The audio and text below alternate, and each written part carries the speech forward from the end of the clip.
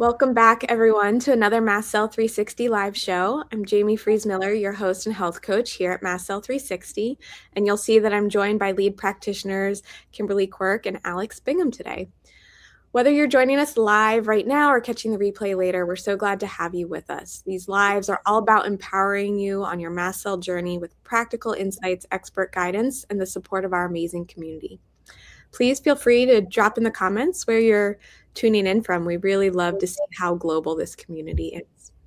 And today's show is going to be Beyond Histamine, your guide to food intolerances with MCAS. Quick disclaimers, today's presentation is for informational and educational purposes. It is not meant to treat, diagnose, cure, or prevent illness, so please be sure to run any health recommendations by your licensed healthcare provider. And just a reminder that some of the links may be mentioned on today's presentation or on our website are affiliate links, which means Mast Cell 360 may take a very small commission if you purchase through us. We only recommend products that we love, use personally, or use with our clients in the Mast Cell 360 clinic. Okay, so today we're going to be talking about food intolerances and how we use specific diets in the clinic, how to approach diets, where to start with food intolerances when you have MCAS, and we're going to give a broad overview of food intolerances beyond histamine. So I just want to preface this with another disclaimer. Obviously, this is not meant to treat, diagnose, cure, or prevent illness, but diet in the clinic is one of the hardest things that we work on with clients because it's so different for everyone. So even taking the information that you learned today, make sure that you have somebody to help you apply it and investigate. We will do a live Q&A as time allows, so feel free to drop your comments into the comment section. If you're watching on Facebook or YouTube, you have to be logged in to be able to comment. And we ask that you only ask your question one time. Please keep it on the topic of today's show, which is food intolerances and MCAS. And please understand that we're unable to answer in-depth personal health questions. Okay, so Kimberly, can you kick us off on what are some things that we should be thinking about when we think of food intolerances? So some things to think about are like the food intolerances can be improved or reversed. So these are not permanent things. These are not food allergies. These are food intolerances. And there's a reason why your body is overloaded, perhaps detox pathways, those kinds of things that we need to take away temporarily, relieving pressure on the system is what you need to think. So this is sort of a little bit of hopefully some symptom relief so that you're able to stabilize the mast cells and work on the rest of the mast cell piece and the detox piece. So the objective of limitation diets is finding the balance for your body, and everyone's different, like Jamie was saying, while uncovering your root causes so you can, work towards your healing. It is not complete elimination. You can't avoid all histamines, all FODMAPs, all oxalates, all salicylates. So it's trying to limit the pushing on those certain, detox pathways or digestive issues. And you want to keep as many foods in as you can because it's so important to have that nutrition, right? Yeah. So our body functions well and is detoxing well. It takes a lot. I like to say that it takes it almost takes eating like an elite athlete to detox really well. And that's, what we focus on in clinic a lot is how can we help support detox with nutrition, and whether sometimes that's in a supplement form. So the other thing to think about is, you will also be adding foods back. So the point is not to get to a corner where you're just so limited on foods, but the point is to get those foods back on the other side. And I will say from my own personal experience, I needed to be low histamine, low medium oxalate, low FODMAP, which took away a lot of foods.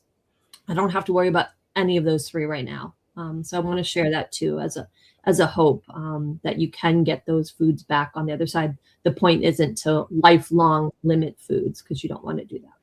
Yeah, I hear sometimes where people are like, oh, these are my safe foods. I've been on the low histamine diet for 10 years. And I'm like, yeah, if like if you still have to be on a limited low histamine diet and it's been 10 years, like we're missing a picture, like there's something still missing. So, thinking about it as a temporary like thing, if we need to eliminate some foods for that symptom relief while we get at that root cause, I think is like the most important thing to kind of take away. And then, yeah, like Kimberly said, the hope of getting foods back. Like the goal is to have as much variety in your diet as possible. And I think that that's like misunderstood a lot when people come to our website and they're like, oh, they recommend taking out salicylates and oxalates and histamines.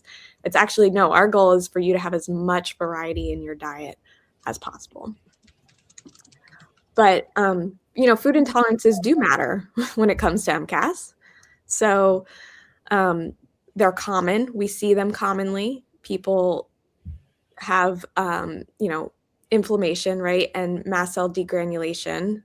That eating those foods can contribute to that inflammation and mast cell degranulation. So if we temporarily remove some of those foods that are triggering that, it just helps, move the healing forward. I think also everyone thinks like if you have MCAS, you have histamine intolerance. It is very common to have histamine intolerance with MCAS, but it's not the only food intolerance we see. And occasionally somebody may need to focus more on salicylates than histamine. So this is, again, it's histamine is not the only thing we focus on in working with clients one-on-one to understand what is causing their inflammation or what is causing the slowdown of their detox pathways.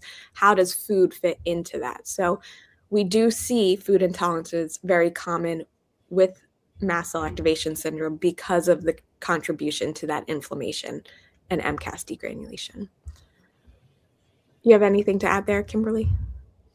No, no, nothing more there.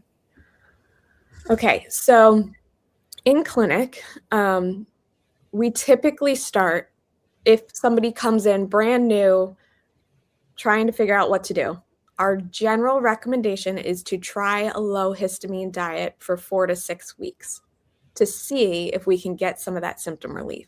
So for example, for me, when I did this, I realized I had daily headaches because when I went low histamine and that was the only change I made diet-wise, those headaches went away. So for me, it did make a huge difference. For other people, it doesn't make a huge difference.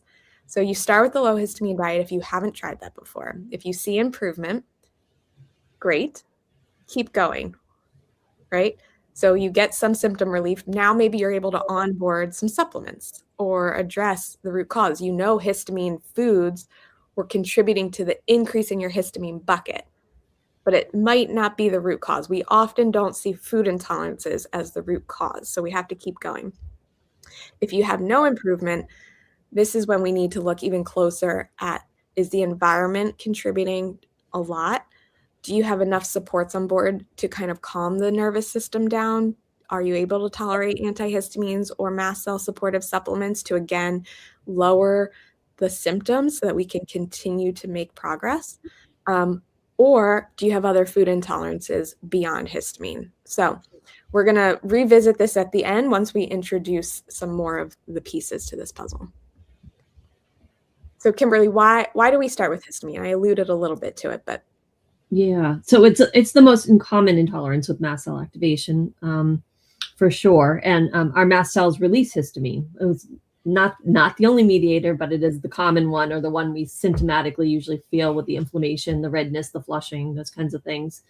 So lowering it just helps with symptom relief, creates a foundation for identifying other patterns, right? Like once we release at least one, it's like, okay, we might then be able to tell some other intolerances we may have, and sort of assess that and suss that out. And then triggered mast cells release histamine, plus then excess histamine triggers mast cell degranulation. You can get a mast cell flare, right? Where one is just triggering the other, and it's like a loop going on. Yeah. So if this is brand new to you and you've never tried a low histamine diet, the link at the bottom of this slide, mastcell360.com/food list, is our like general low histamine food list. So this is kind of where we recommend people start if you haven't tried that yet. So, so just some guidelines. If this is all new to you, give it 4 to 6 weeks. Okay. So this could look like going low histamine overnight. It could look like implementing some of the keys here. So, using the reliable food list, which I mentioned on the last slide, it's also at the bottom of this slide too, and we can drop it into the comments as well. Right. So use a reliable food list and kind of make swaps whenever possible. So if you're eating bananas or spinach or avocados, like what can you swap those out for that are going to be low histamine? So that's like the first thing. Whenever possible, depending on your level of sensitivity, if you can just swap a high histamine food in your diet for a low histamine, great place to start. The other place that people get kind of held up on is the meat. And I see people remove meat from their diets because they're like, meat's high histamine. There are sources to get low histamine meat. So whenever possible, think fresh for vegetables and fruits, but think frozen immediately after processing for meat. So if you can find a butcher, a local butcher, farmers markets are great. There are also online sources such as North Star Bison. We have a whole live that we did with them that we talk about, the process of, the meat is harvested and immediately frozen. That's going to lower the histamine, especially in things like chicken. Beef is naturally higher histamine because it's aged for usually 14 days. So you can get unaged beef. That's going to be lower histamine. So there are things to do. We have a bunch of resources on our website on the meat preparation. Freezing leftovers, right? Those are also going to be that's also one way to keep that histamine lower. So that's one way to lower histamine is with the diet, getting those mast cell supports on board to stop producing that excess histamine that's going to keep triggering that degranulation. Another way to lower histamine is nervous system, lifestyle supports, and then reducing environmental triggers. So the diet is the point of this slide is that the diet is just one piece of the puzzle. But we want you to keep thinking about the big picture of what's going on, especially if that diet piece isn't moving the needle for you. Okay, so Kimberly, what else should they do when they're looking at trying a low histamine diet? Yeah, so you try to low histamine diet, and the question is, are you feeling any improvements? Kind of look at still what's going on for you. So identifying any triggers, like getting knowledgeable about what to look for potential mold in your water damage in the home, things like that. Continuing to add supports as needed. Have you started nervous system work, which is huge. I know we've said this before, but just know that nervous system dysregulation is at least 50% of mast cell activation syndrome, at least 50%. And sometimes you don't see it at first, but you owe it to yourself to kind of get some vagal and limbic tools on, because just going through all this is stressful. And how can you kind of get back to, a positive mindset as well as calming that vagal system. So keep working to uncover and address your root causes. And most people need, several months to stabilize. 4 to 6 weeks, is just a starting point. And it really depends on how robust you are and how quickly you implement things, and where you are in the process. But stabilization can take a bit, can take months. Yeah. And so again, just to drive this home, like the point is that diet is just one very small piece. And so if you do those 4 to 6 weeks and you don't have that improvement, we need to be looking at the environment. We need to be looking at nervous system, and we need to be looking at like what else is going on that's keeping us from being stabilized. So like Kimberly had mentioned, those detox pathways are really important. And a lot of those detox pathways rely on nutrients. And if we've gone too limited in our diet, we're not going to get those nutrients from the food. And again, today, I think the food intolerance piece, we have a lot of separate lists, but our goal today is to kind of bring it all together. Like, okay, if you've tried low histamine diet, it's not working for you, and you notice you're reacting to all these other foods, we'll talk about that in a little bit. But just taking a moment, because I think we get a lot of questions on oxalates. We get a lot of questions on salicylates. We get a lot of questions on FODMAPs. Yeah, I'm just going to throw Claudia's question up now. Like, what if I've been intolerant to almost every single food I have tried? Low histamine, FODMAP diets, everything. So just taking a moment to know that we're about to go into this a little bit more, Claudia, but I would say, have you looked at the nervous system? Have you looked at your environment for other triggers? All right. So Alex, can you go into kind of the basics of histamine intolerance for people? Yeah. Histamine intolerance is the inability to handle histamine. And so histamine can be triggered by your foods. And in this case, things like aged meats, fermented foods, the ones that are written up on here, chocolate, walnut, spinach, pineapple, avocado, strawberries. And there are a lot of foods that are on that list, and those lists are available, especially if you look down at the bottom of the screen. And oftentimes these symptoms will mimic a lot of symptoms you might get from allergies to foods. It's different than an allergy in that it's the inability to break down the histamine, oftentimes a shortage of diamine oxidase, whereas an allergy is an immune system reaction. You have high levels of an antibody called IgE, which then activates mast cells when you're exposed to your allergen.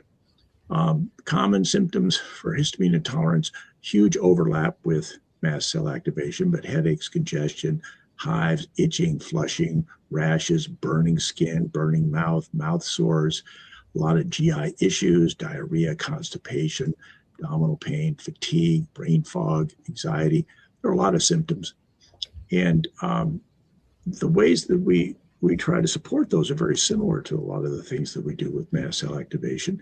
Number one, which Jamie and Kim have already gone through, would be the diet. Number two would be to take diamine oxidase as an enzyme, especially before you eat any foods that might be releasing histamine, so that you can digest it in the gut. Quercetin, perilla, things like bakelin, those are mast cell stabilizers, so that if you are eating a food that might trigger a mast cell release, you might have it might prevent the mast cell from releasing those inflammatory compounds. You can take medications like antihistamines. You could take medications like cromolyn or ketotifen. And then, if your problem is that your environment is causing your mast cells to release histamine, you can clean your environment. And one of the things that I think is critical, and probably, I know for me, the newest of the things that we can do is working on your nervous system. Your nervous system can actually cause histamine release and prevent you from tolerating foods and other things. In that it's not be able to get into some of that as we talk further. You cut out a little bit there at the end, but just to recap, when we have histamine intolerance. Oh, you there, Alex? I'm here. Yeah, I saw my screen just went black all of a sudden during the nervous system. So I had a little dysfunction there. Your computer's nervous system was dysfunctioning. Yeah. What I was saying was, just to recap, right? The histamine intolerance is the body's inability to break down the histamine faster than we're putting the histamine in, which is why we start with histamine diet, because it's one of the quickest ways to remove some of that histamine from the body while we work on those other pieces. All right. So Kimberly, can you go into FODMAP intolerance? Yeah. So FODMAP intolerance. So FODMAPs are fermentable carbs that feed gut bacteria. So usually those who have SIBO, SIFO, those kinds of things are the people who do best eliminating some FODMAPs. So some typical high FODMAP foods are lactose, so dairy, milk, sweet things. You're looking at fructans and things like that, sweets and fruits and like watermelons, apples, pears, mangoes, Onions and garlics are pretty typical FODMAPs as well. Beans for sure, also hard to digest, and lectins. Wheat, honey, cashews, and more. So what those symptoms are usually GI symptoms like bloating. You eat and then your belly gets things ferment in there and it gets bloating, gassy, diarrhea, abdominal pain can be pretty severe and more. And that can add to that histamine piece too, right, in the body when we're feeding those bacteria. So going low FODMAP for a while certainly can relieve some of the symptoms and kind of while you're working on the other pieces underneath. So some supports there can be some certain enzymes, things like FODMAPs is like a particular enzyme that helps you break down FODMAPs. HCl, hydrochloric acid, can be super beneficial for breaking down foods better. If you have lower stomach acid, can make the more that we break down food, the less that we're sort of feeding it later on down. And then Antratil is a great supplement. I know I used a lot of it when I had SIBO. As long as you're not salicylate intolerant, Antratil really helped with symptoms and kind of calming any responses down. I think we're seeing also great results with Tributyrin X too. Mm-hmm. Oh yeah, absolutely. I think that's a long-term more, support long-term. Yeah. Not immediate, get rid of those and be able to eat those foods. Just it's not on the slide, but just a note on FODMAPs too. It's like sometimes it has to do with amounts too. And so you can stay within lower FODMAP if you eat fewer of Brussels sprouts, for example. I don't know what the quantity is off the top of my head, but like 5. I know that's not like an ideal serving of vegetables, but you can still keep some of those foods in rotation. Yeah. I should add, there's a really great app if you know you had FODMAP issue. There's Monash, Monash, puts out an app called FODMAPs. Yeah. I would use it at a restaurant and be like, okay, how much of this can I eat? And unfortunately, like asparagus was one spear, but like you could if there was a little bit of chopped up asparagus. But then there were other things where I was like, I could have a half an apple. Like anything more than a half apple would be in a serving would be high FODMAP. So that explained why when I try to eat a whole apple, right, I would have those reactions, but I could do a half apple. So it is a way to find you can get some foods in without overdoing it. Because I think like just to bring it all back is like our goal is to keep as much variety as possible. So are you going to avoid all FODMAPs or can you keep some of those in too? And, this is where taking personal accountability also is really important and having that ability to do this detective work. And because no one else can feel like what foods do to your body, right? You have to take accountability for it. And some people don't react to all 6 of those groups. So you can also maybe it's just onions and garlic for a little bit that you need to remove. And that might be another, like sulfur, that might be another problem I think we have a spot on that. Right. So it is kind of just, we'll have some advice on how to kind of start pinpointing which foods you react to, but also just keeping in mind, can you keep more variety if you eat smaller quantities? That's my takeaway for this. Yeah, it doesn't have to be so binary, yes or no. Yeah, exactly. Some things. Okay, so lectins, I would say, this is almost our least focused on in the clinic now. Yes, they have, so for those who don't know what lectins are, they're proteins in often legumes, grains, nightshades that can trigger immune reaction and often digestive issues for some people. The reason I say it's our least focused on is because unless you have a true, like you're reacting to foods that have lectins specifically, and they have like a direct response in your body, there are things that you can do with lectins to lower them, certain food preparation methods that can lower those lectins. So like the support is, can you cook them a certain way to neutralize those lectins and keep them in? Or cucumber, for example, you can peel the cucumber, de-seed the cucumber, and then maybe you can keep cucumber, right? So there are ways to kind of get around the lectin piece, which is why I say, it's our least focused on area. We want to keep as much in, but also a lot of the lectins are naturally taken out when we go low histamine as well. So, grains, a lot of people, replace wheat and gluten with rice, so that may be a concern for you.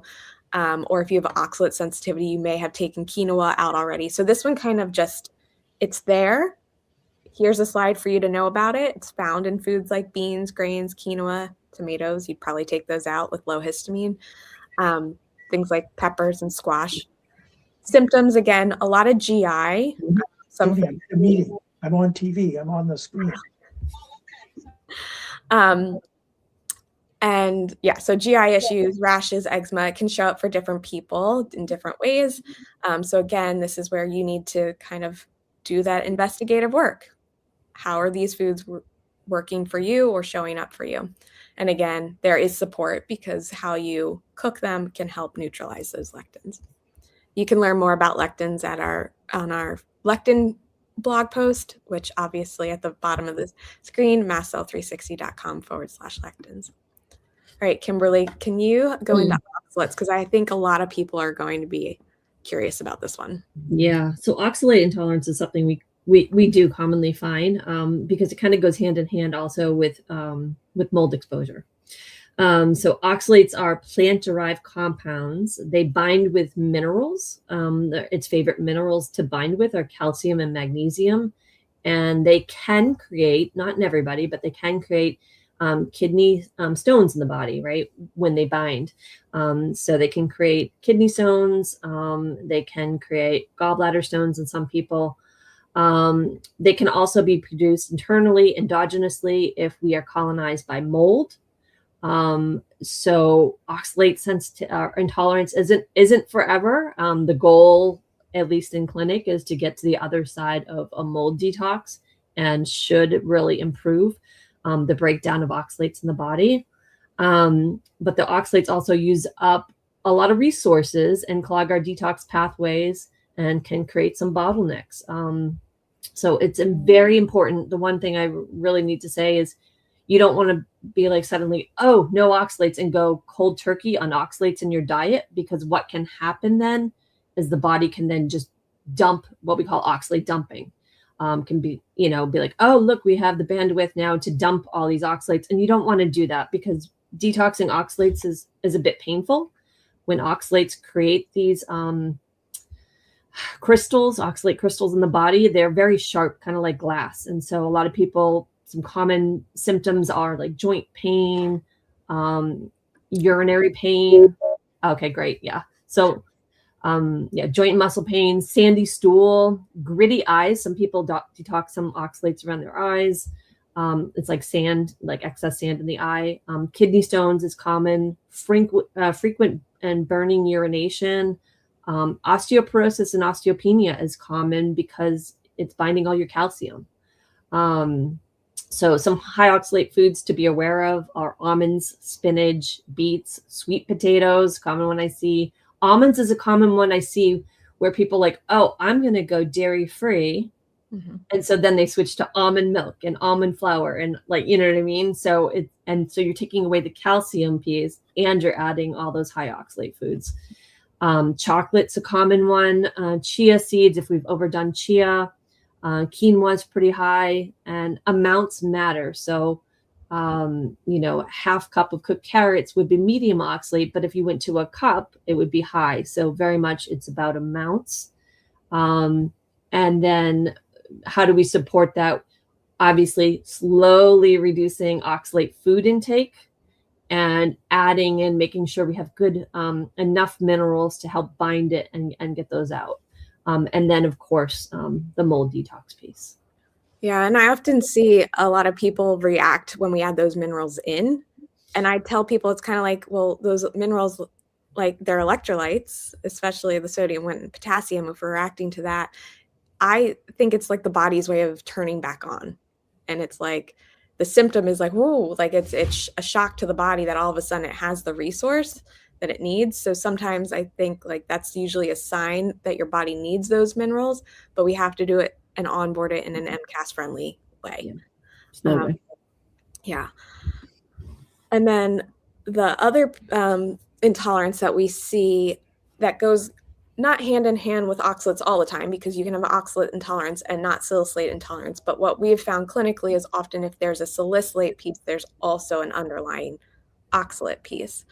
Salicylates are natural plant compounds, usually anti-inflammatory. So think like those bioflavonoids that are in all those beautiful, colorful fruits and vegetables that you want to be eating.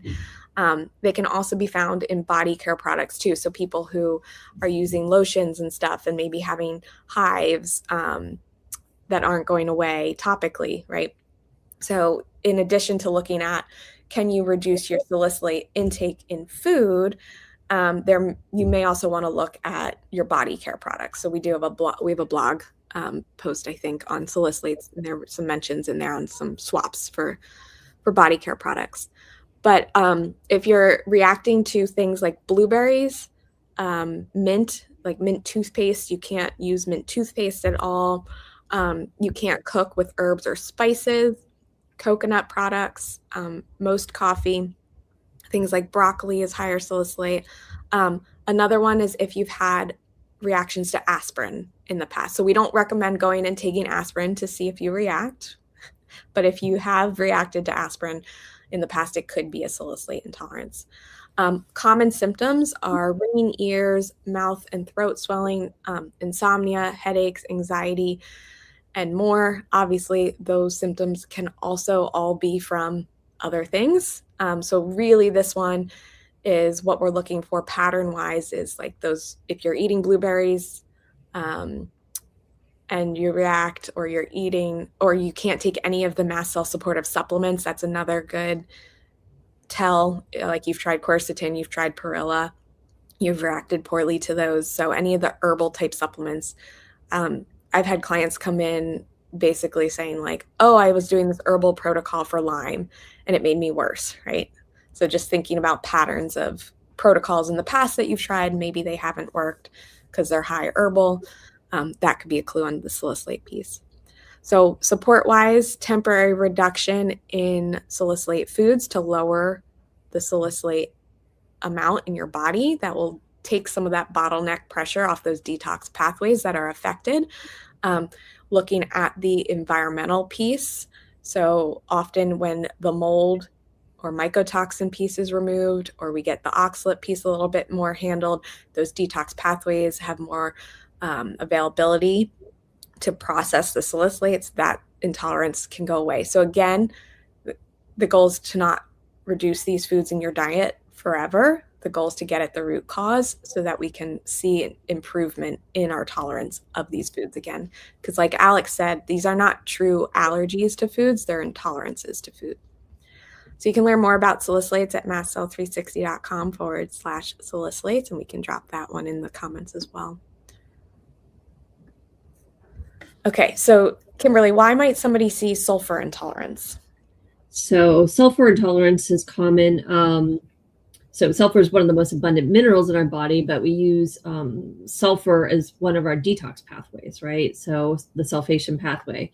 So sometimes if we're adding sulfur and sulfur-based foods, if our detox pathways are already overwhelmed from mycotoxins or other salicylates, oxalates, histamine, all the things, there is a little bit of just if we're adding more sulfur and our body doesn't have all of the cofactors needed, or there's just too much, coming through, that it can be an issue for some people. So typically we see, high sulfur based foods like onion, garlic, eggs, cruciferous vegetables such as broccoli, cauliflower, kale. Also, excess animal protein can also be high sulfur. Or if there's been reactions to glutathione, NAC, ALA, those supplements, that can be kind of a clue that there's a little bit of a sulfur intolerance coming on.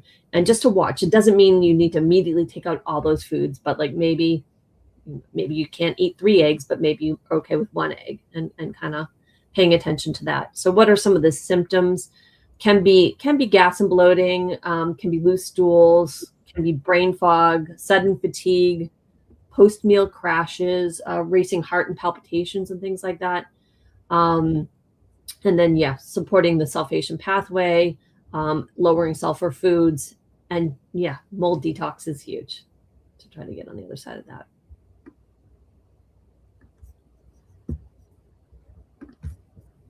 Can I just add one thing there? Yeah, go for it, Alex. I've had people come in asking why they can tolerate meat when they can't tolerate cruciferous vegetables and eggs and garlic and things like that. Since meat has more sulfur than most things because of the amino acids. But it depends on what the sulfur is bound to. So in meat, it's bound to the proteins in such a way that it's released much slower and the body can handle it a little bit better. Where the garlic and the crucifers, especially, they've got the thiols and the sulforaphane. So some people might tolerate certain sulfur foods and not others. And you have to be very careful supporting the sulfation pathway because many of the things that we use in that pathway have a lot of sulfur too.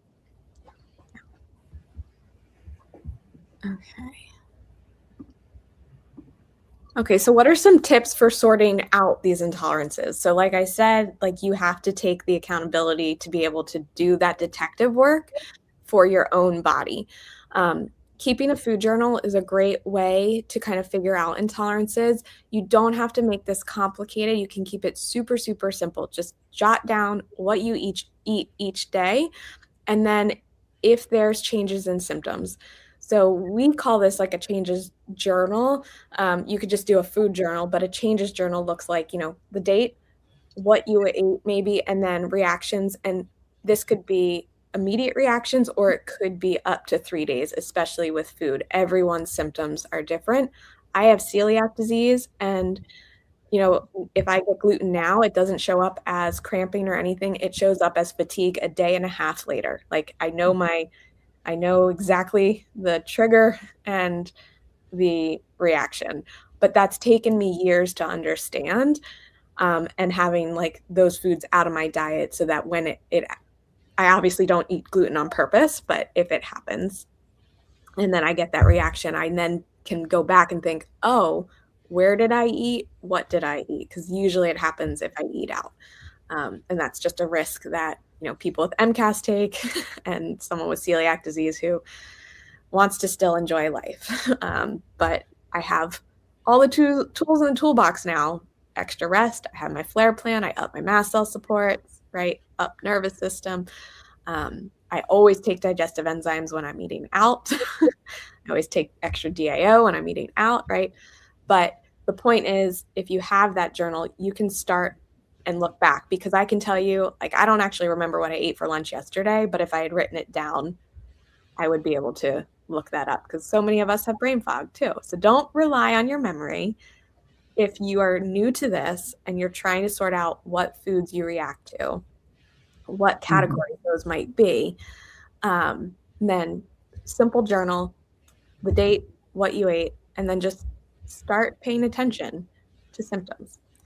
So then once you have that information, you can start looking for the patterns in the food groups that you're curious about. So maybe you have suspicion that you can't tolerate eggs. So would that be a sulfur intolerance? Or you have a suspicion that, you really love blueberries, but you don't want to give them up, right? So just getting curious about the food, like the groups that those foods that you have noticed reactions to, where do those fit in?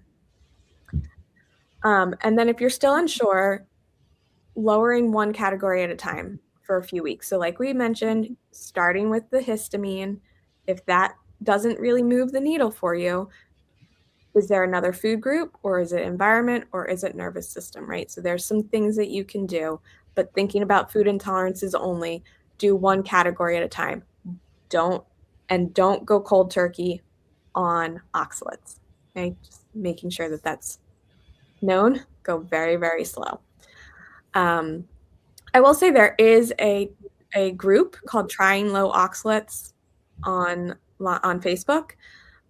They don't take into consideration the mold piece. It is an amazing resource for understanding the food component of oxalates. So if you're looking for more information there, there's a lot there. But if you've had a mold exposure or that you suspect mold is part of your journey, doing that mold detox will get you much further on your oxalate reintroduction ability later on. So just want to make that known. Okay. More tips. Remember, swap instead of drop whenever possible. So for FODMAPs to blueberries, but if you have salicylate intolerance, blueberries to maybe mango. So again, it depends. If you have salicylates, you might be able to tolerate mango, but if you have intolerance to FODMAPs, you might not be able to tolerate mango if you have salicylates and FODMAPs. So you just have to figure it out by doing the introspective work. It's kind of like playing detective. And again, no one can do this work for you, but it can be helpful to have a knowledgeable practitioner working alongside you. And then end goal, avoid being overly restrictive. So our goal here at Mast Cell 360 is not to eliminate all of these foods unnecessarily. It is to find the foods that you're truly reactive to, and it might not be a whole group. It may just be a food here and there. Reduce just so that we can reduce the inflammation and take the ability to move on the next step of our healing journey as a whole. So food is really just one piece. All right, so just recapping this, starting slow, try, if this is all brand new to you, try a 4 to 6 week low histamine diet. If it's working, great, keep going and look at other additional root causes. If you're not seeing improvement, you need to look at environment, such as mold. Do you have enough other supports on board? Is your liver working? Are your detox pathways open? Things like that. And then again, going to the next food intolerance if you need to. So one layer at a time. This is a slow process. All right. We are at our live Q&A. So just a quick reminder, there's a few questions in there, but for those who are joining us, and it looks like Facebook didn't connect today. So everyone on YouTube, if you haven't written in a question yet, you have to be logged in to YouTube to be able to do it. Keep it on the topic of food intolerances. Please only submit your question one time, and please understand that we're unable to answer in-depth personal health questions. All right, first question. Stephen's asking, what do you do when there's no obvious rhyme and reason to what you're reacting to? So foods can generally be an issue, but not obvious histamine, oxalate, salicylate, lectin. It's a great question. Yeah. I'll take a little stab at it. A lot of times your level of reactivity has to do with all the different insults that you're handling at one time in your system. For instance, you might be kind of at the limit to what you can tolerate, and all of a sudden spring allergy season comes on, and that kind of pushes you up, and all of a sudden the apples that you could tolerate, the carrots, you can't tolerate them anymore because now you're too reactive to handle that. Sometimes it's just because of the underlying problems and root causes that need to be started to treatment. Sometimes as you start getting better, then you'll start seeing the connections more. I know a lot of times and I saw that in Claudia's question where everything is reactive. It takes a while. It takes a lot of patience at that point to kind of like have the courage to move forward and just be a detective. As you start getting better, you'll notice things because you'll have those rare periods where you feel okay, and then something will happen and you'll be able to make those connections. Yeah, I think finding the right supports in connection with the food piece, right? So do you have nervous system work on board? Because on the nervous system level, if you've reacted to a food in the past, your body stores that knowledge and is more likely to react again in the future if the body saw it as a potential threat. And so this is where the nervous system piece on a food in connection with the food intolerance piece is really important, is because we have to make the body feel safe to tolerate those foods again. And often, we're talking about food that all that has to go through the digestive pathway. And then mast cells are part of the immune system. 70 to 80% of our immune system is in our gut. So there's a lot of mast cells down there. If those mast cells, like Alex said, are extra reactive on any given day and our capacity has changed because we had a fight with a spouse or it's seasonal allergy season, our tolerance for that histamine bucket has changed on a day-to-day basis. And so this may be why you can react to a food one day and not another day. And so just kind of becoming curious, like, what is my capacity today? Should I make sure that I'm eating lower histamine because I ate out last night and I know that my histamine bucket's already a little bit more full? So it's just, figuring out those pieces. And then also, again, if just the diet piece is not changing with changes in diet, looking at the environment. Follow-up, Stephen mentioned, are fat intolerances a common issue? It's one trend that he has noted. And how do you work with those? Yeah. So we use bile to digest fat, and bile, so everybody knows we use bile to digest fat, but bile is also used to process toxins in the body and eliminate them from the body. It's also used to manage microbial growth in the gut. So, what is burdening the bile? It can be many things, right? It could be nutritionally, or do we have everything we need to make bile? Is there too many burdens on the bile and there's too many toxins, which we commonly see with mold toxicity. It's quite a burden on the body, and the bile becomes your body recycles bile. 95% of it gets recycled. So it's a huge burden on the body to make bile, and you need to move that bile. And that's why binders are so commonly used for mold detox, because it sort of forces your body to get rid of the old sludgy bile and create new bile so you can detox. So if you have not looked at mold yet, whether it's past or current exposure, would start there and kind of start to look at that bile piece, and we'll probably work with someone one-on-one to do that. Okay. Karen's asking, when a person has food and chemical reactions, are they working hand in hand for reducing chemical reactions as well as food? So the example she's giving, does diet and H1 blockers also make it more safe for a dental visit if you're assuming that you're going to be exposed to specific chemicals at the dental visit, I'm guessing. Without that example, my immediate thought was, where are the chemicals? So like there are a lot of chemicals in our environment, modern environments today. They're in the air. Like if you live near a conventional farm and they're spraying pesticides, right, you're going to be exposed to that in the air. They're in cleaning products, which if you're not wearing gloves, you may be touching.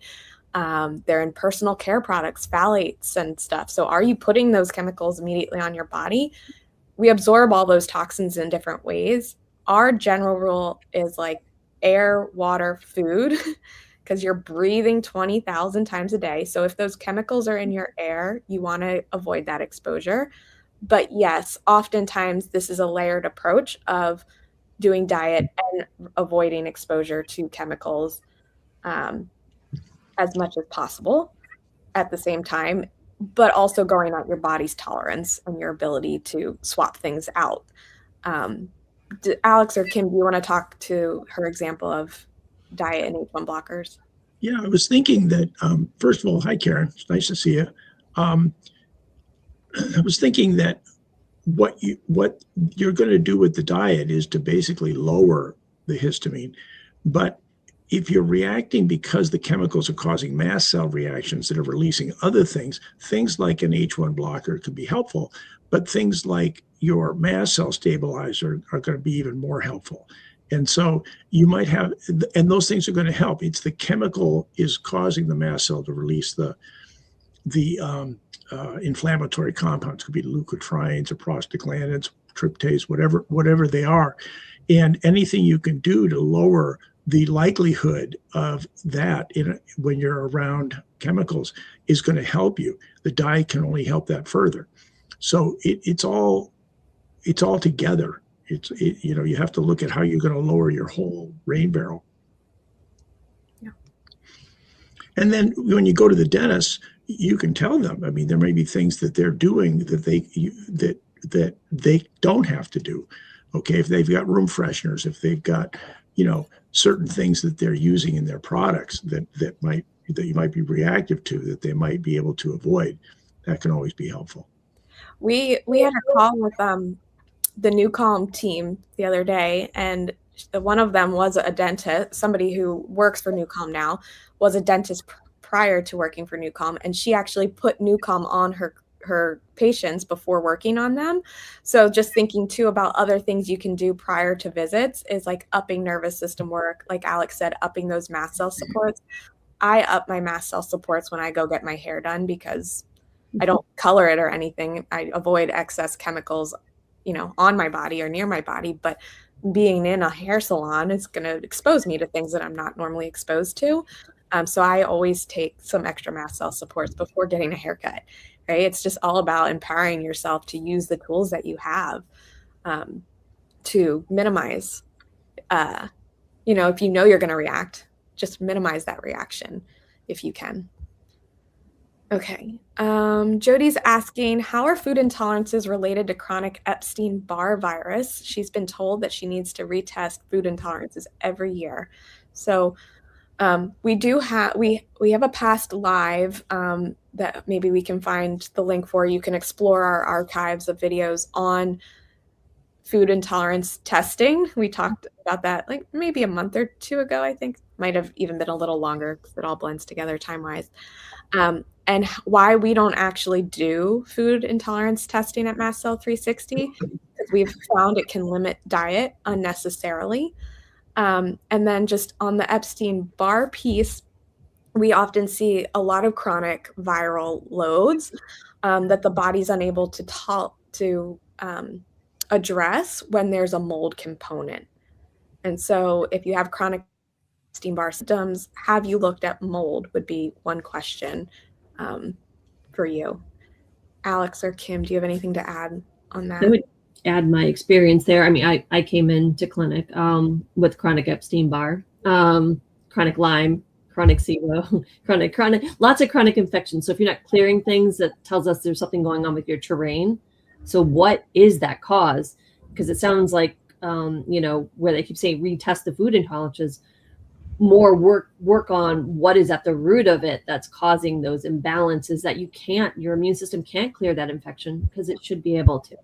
And yeah, mold is a typical one that we see. And I will tell you, I did not need to treat these things on the other side of mold detox. I got my immune system back. Yeah. One of the things that I'm wondering here too is there a confusion between food intolerances and what we call food sensitivities? Mm-hmm. A lot of the testing is looking at your IgG response to foods. And when you get that, it can be accurate, but doesn't have to be accurate. So oftentimes I would tell people that we have to make sure and test that. So let's say that, gluten and dairy come out on your testing. Well, you can stop those for about 2 weeks, see if you feel better, and then eat them again. If you're really sensitive, you're going to have a big reaction. If you're not sensitive, you're not going to feel that much better when you stop them, and that's not going to be a problem. So you can validate the test. And then there are other tests that are looking at other types of problems too. But looking at food intolerances through testing, I think would be very, very hard to do unless you've got, well, I don't know of any tests that really do that. Yeah, and those food sensitive, you're right, Alex, just the mix up between food intolerance and sensitivity. Those food sensitivity tests too, like if you're not eating something, might not show up. And then all of a sudden you're like, oh, can I eat it? But maybe you hadn't been eating it because you had an intolerance to it and were reacting, right? So just keeping in mind, like those tests are only going to be as good as like what you're putting into your body in the first place. Yeah, that's a really good point. I mean, if you have permanent type allergies like peanut allergy, where you're going to be anaphylaxis every time, that's one thing. But most of the sensitivities are dependent upon quantity and frequency. And so if you did your test, you took away the foods that you were very sensitive to, the next year it's likely that they're either not going to come out on the test or they're going to be much lower. Doesn't mean you can necessarily eat them. But that's the limitation to those tests. Okay. Rebecca's asking if I've reacted to too much histamine from unfrozen meat from the grocery store. Is it necessary to start buying meats frozen shortly after slaughter? This is one of the easiest ways to reduce histamine in your diet, is buying like that meat frozen immediately after slaughter. I would say I never had to buy, I never had to do that. I was histamine sensitive. So I would see how you do with it. Some people need to go to that next level and get the specialty low histamine. Others, like I always did okay with chicken from the store. But some don't, and they need to get something, either a farmer locally or some other really low histamine options. I just needed to not eat leftovers, avoid the high, like ferments, vinegar, all, blue cheese, obviously, those kinds of things for sure. So it really depends on you. And I don't know if I read it. I'd read that you were reacting to the unfrozen. She's not. You're not reacting. Yeah. So no, like what Kimberly just said. Like I buy from the farmer's market naturally, and I buy ground meat, which I know is higher histamine, which we didn't even talk about. But like, there's, we have a blog post on meat preparation. It talks about it in there. But I tolerate ground meat perfectly fine now. Right. It is pre-frozen, but I can eat ground meat. So it's kind of like, it's not black and white. Still, there's a lot of gray area in between. And like what Kimberly said, is it's all about your individual like responses to certain foods. So yeah, so maybe you don't need to buy meat that's immediately frozen after slaughter, but maybe freezing leftovers is a great way to bring that down. So just plain. And I should add, I didn't eat ground meat for a long time, because I did react to that, and I didn't eat like aged red meat. And when I finally could eat red meat, it was like, maybe some filet or so. It's something that's really not aged, right? Yeah. No, exactly. And there's ground meat, and then there's ground meat. My uncle was a butcher, and he kept his grinder in the walk-in refrigerator.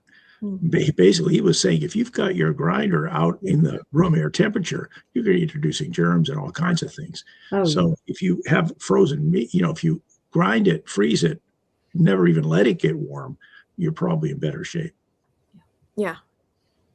I will say too, like when I was reintroducing ground meat, I bought like the cheaper like meat cuts of meat and ground them myself at home. So that like it wasn't like ground meat sitting on the grocery store shelf for a long time. Okay, next question. How are food intolerant? Oh, sorry, we did that one.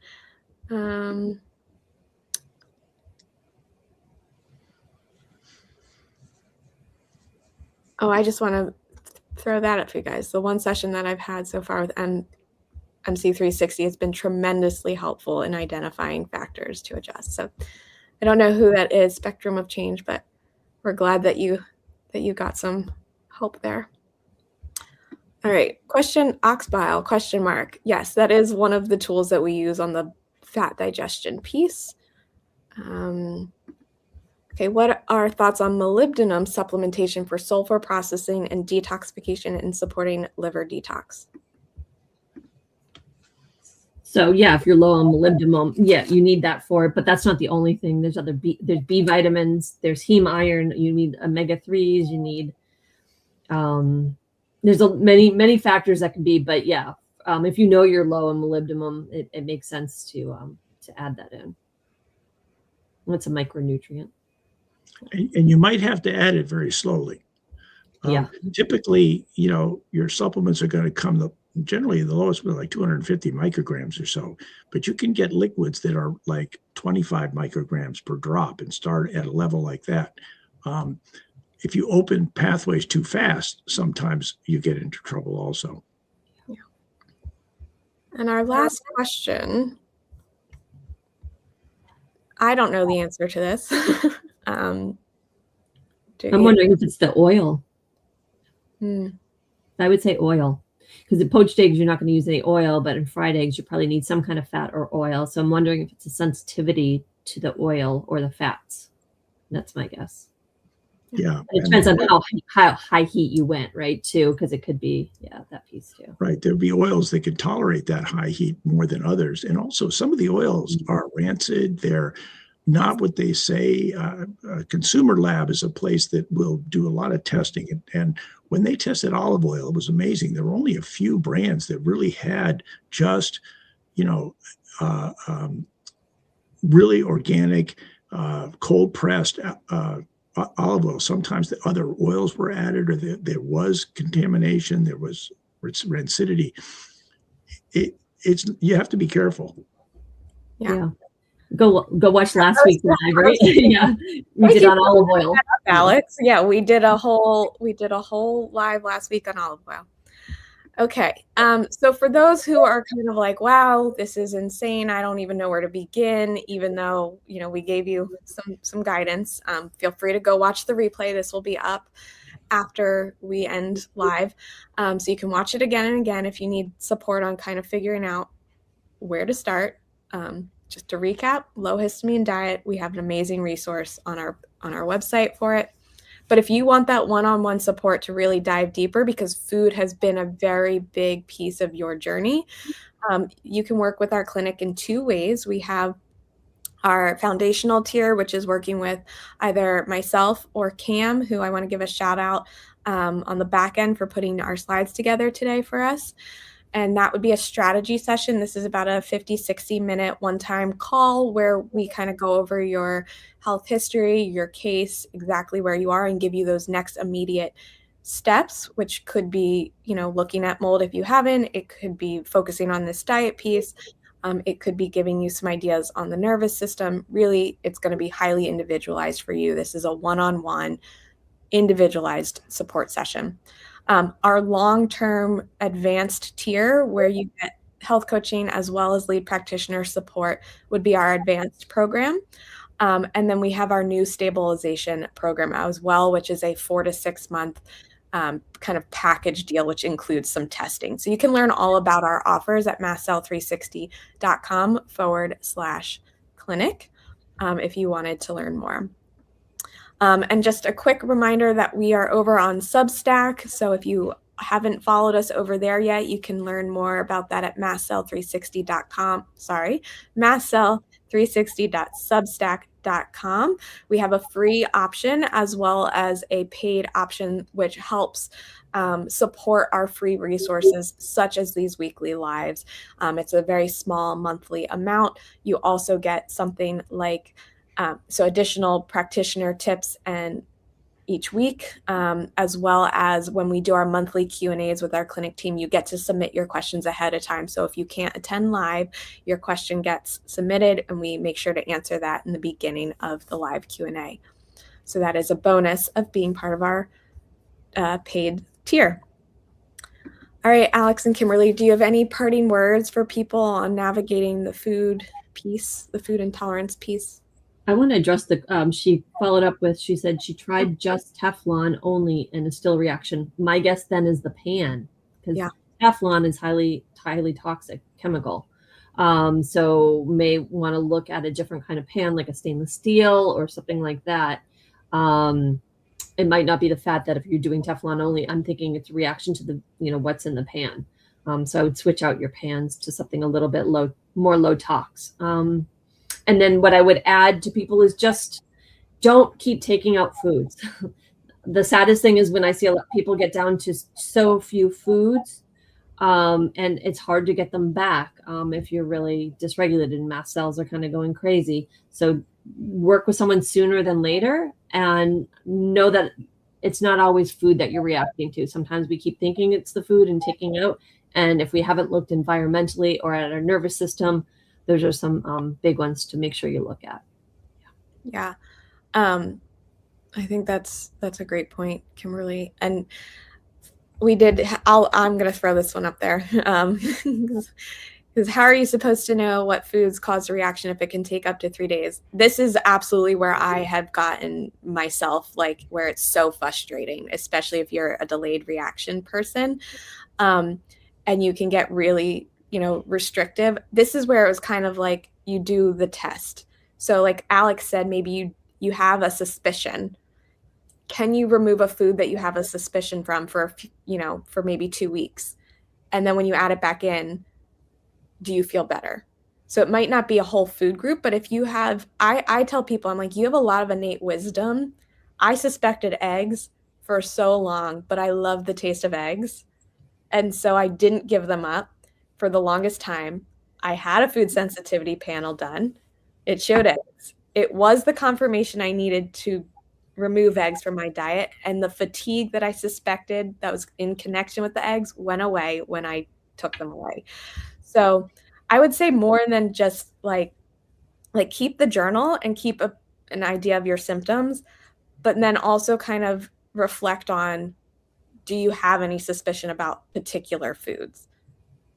And then investigate that way, maybe one food at a time rather than a whole food group at a time. Like, it doesn't have to be all histamines. It doesn't have to be all FODMAPs. It doesn't have to be all oxalates. Like, if you suspect a food, play around with that individual food. And if you, go away with it for 2 weeks and bring it back and no difference, probably not that food's probably another trigger. But Alex or Kimberly, do you have other advice on that? One thing I think with food is that it's probably the hardest change you're going to make in this process. And there are emotional reasons with eating. There's cultural. It's so much more than just feeding your body. And it can be so frustrating and kind of like demoralizing in the beginning. Think of that as boot camp, because if you go through the process, you're going to get a lot of those, if not most of those foods back again. And you'll appreciate them so much better. I think that's a great point. Like, food is not just nourishment. There's the cultural aspect of it. And then my advice, my parting words today, we're going to be like vitamin J for joy, right? Like, certain foods can bring us joy, and that's highly connected to the nervous system piece. Like, the same reason smell can activate us on a nervous system level. Like, think about ice cream. For me, my body doesn't like ice cream.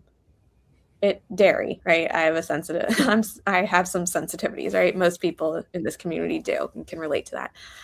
But eating ice cream reminds me of when I was a kid and went out with my grandpa to get ice cream. And so that joy that it brings me when I choose to eat it, to me, is worth it. And I take extra support, digestive enzymes, when I eat the ice cream. So it's not black and white. It's definitely not.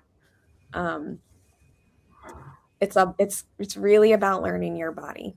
I tell people that all the time. MCAS is the universe's gift to you to understand your body's language and take advantage of that gift. All right, we went a little bit over.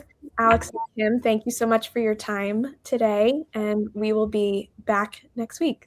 Everyone have a great week. Bye. Bye, everybody. Bye.